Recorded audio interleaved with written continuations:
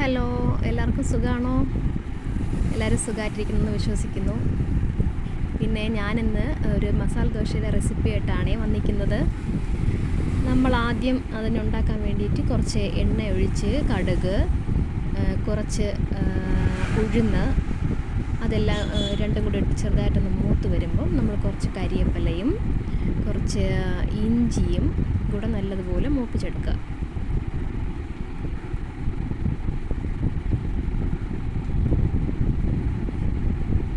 അതൊരു brown colour വരുമ്പോൾ നമ്മൾ അതിൽ കൂടെ കുറച്ച് സവാള അരിഞ്ഞത് തട്ടിക്കൊടുക്കുക.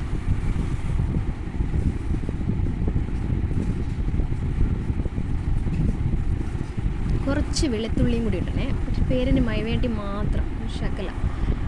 എന്നിട്ട് ഉള്ളിയും കൂടെ തട്ടി അതിൽ കുറച്ച് മഞ്ഞൾപ്പൊടി തട്ടി കുറച്ച് ഇട്ടിട്ട്, കുറച്ച് കൂടിപ്പോയെന്നാണ് എനിക്ക് തോന്നുന്നത്, എന്നാലും കുഴപ്പമില്ല. ഉരുളക്കിഴങ്ങ് ഇടുമ്പോൾ ചിലപ്പോൾ കറക്റ്റ് ആയിക്കോളും. ഉപ്പും കൂടെ ഇട്ട് മഞ്ഞൾപ്പൊടിയും കൂടി ഇട്ട് നല്ലതുപോലെ വഴറ്റിയെടുക്കുക. നല്ല ബ്രൗൺ കളർ ആവുന്നത് വരെ നല്ലപോലെ വഴറ്റിയെടുക്കുക.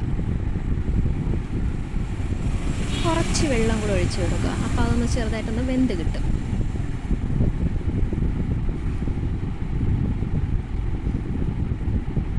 അതിൽ നമ്മൾ വേവിച്ച് വെച്ചിരിക്കുന്ന ഉരുളക്കിഴങ്ങ്, ക്യാരറ്റും കൂടെ വേവിച്ച് ഉടച്ച് വെച്ചിട്ടുണ്ട്, ഉപ്പൊക്കെ ഇട്ടിട്ടുണ്ട്. അതും കൂടെ നല്ലതുപോലെ മിക്സ് ചെയ്യുക. ഇതിൽ നമ്മൾ വേറെ ഒന്നും ചേർക്കേണ്ട ആവശ്യമില്ല. വേണമെങ്കിൽ മല്ലിയിലയൊക്കെ ചേർക്കാം. ഞാനിപ്പോൾ മല്ലിയിലയൊന്നും ഇതിനകത്ത് ചേർത്തിട്ടില്ല. അപ്പോൾ ഇത് നല്ലതുപോലെ മിക്സ് ചെയ്ത് എടുത്തതിന് ശേഷം നമുക്ക് ദോശ ചുടാം. ഒരു പാൻ അടുപ്പത്ത് വെച്ച് നല്ലതുപോലെ, ഞാൻ നേരത്തെ